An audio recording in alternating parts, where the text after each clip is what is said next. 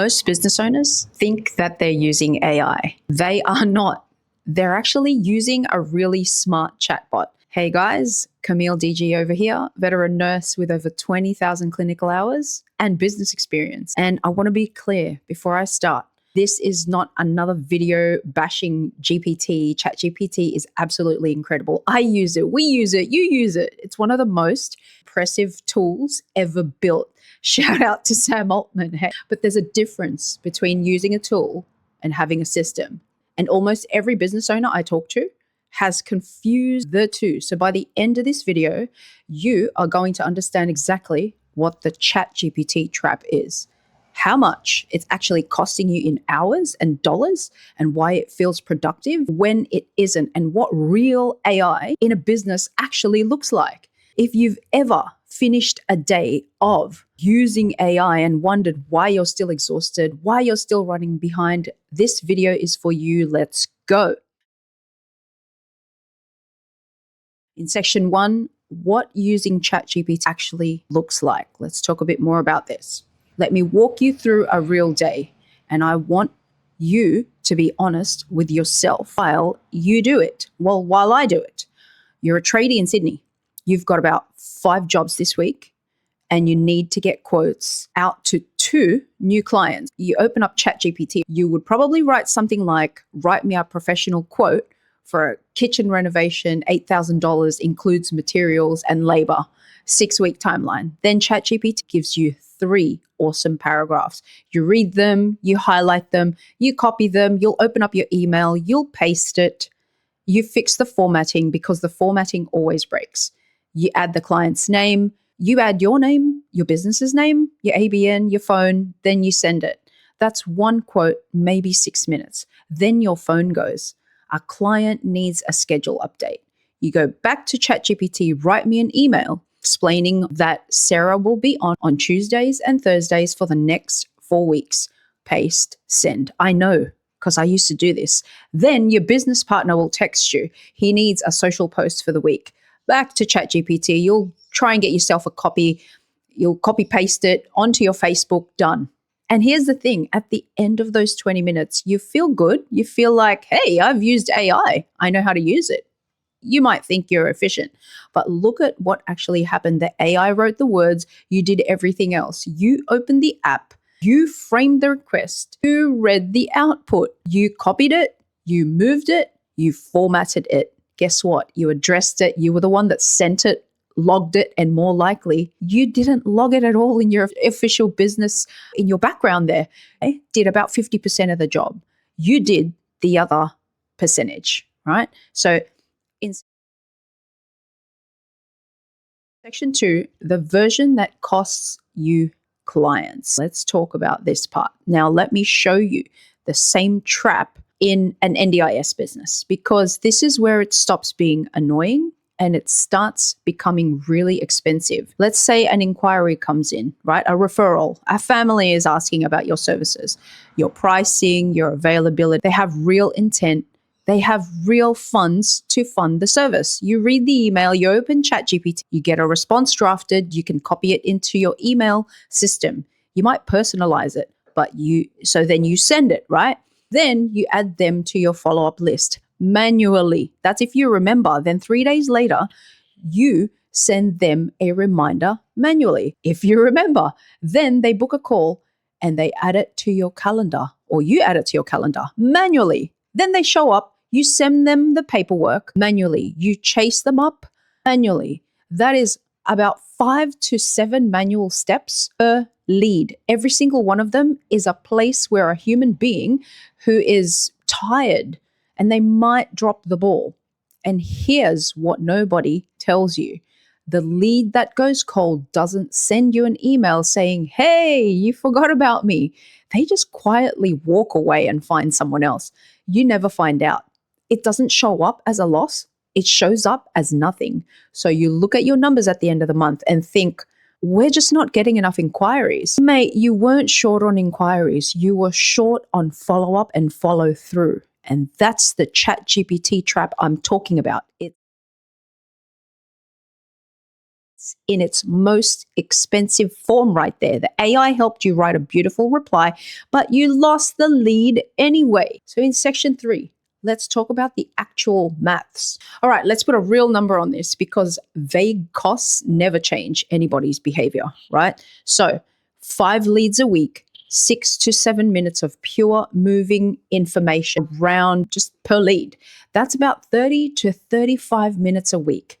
Doesn't sound like much. 52 weeks in a year. That's 26 to 30 hours. Almost a full working week gone just in copy and paste alone. But leads are the small piece. Now add the rest of the business. I'm talking about your emails, your invoices, your quotes, your follow-ups, social posts, rosters, reminders, status updates, chasing timesheets, reformatting everything because the formatting broke again. Now, for most business owners that I speak to, that's 10 to 15 hours a week. And for some, it's closer to 20. You'd like to think it's not. Some of you even lie to me. But I know 20 hours a week is half your working life. Half spent moving information from one area or one box to another box. And here's the part that should genuinely bother you. None of that work is your genius. Nobody started a business because they were passionate about copying text out of one window and pasting it into another.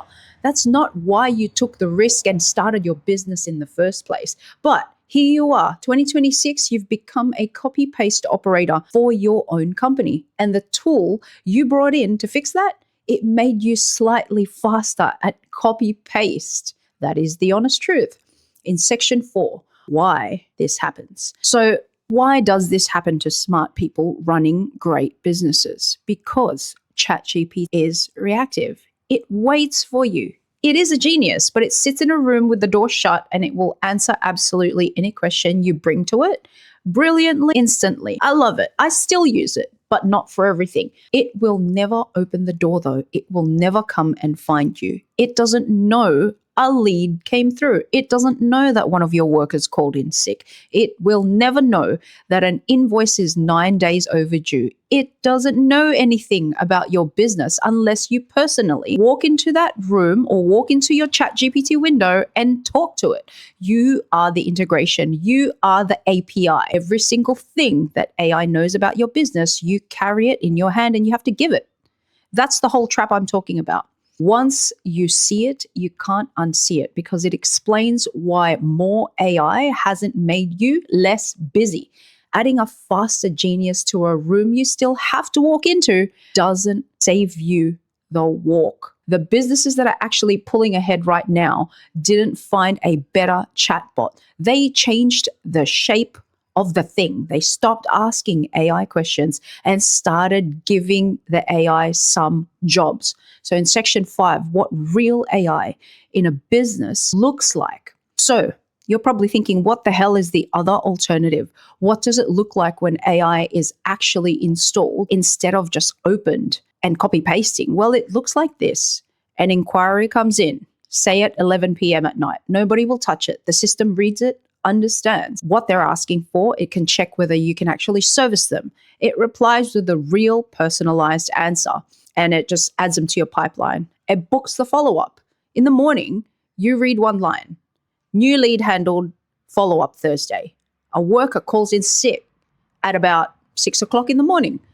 The system checks the roster, can find who is available and qualified, contacts them. The AI can update the schedule and tells the participant who's coming in instead. You approve it in 30 seconds from your bed at 6 a.m. A job finishes.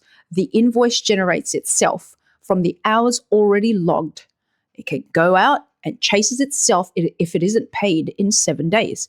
Notice what's missing in all of those? You. You are not in the middle of this anymore. You are on top of them.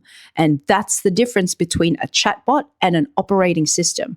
A chatbot will answer when you ask. An operating system watches, decides, acts, and only interrupts you. When a human genuinely needs to be involved in the situation, you're not looking for a smarter assistant. You're looking to not your AI's assistant. Funnily enough, you all do this and you have no idea you're already doing it.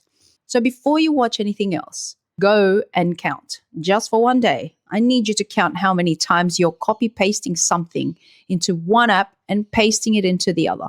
Don't change anything, just count.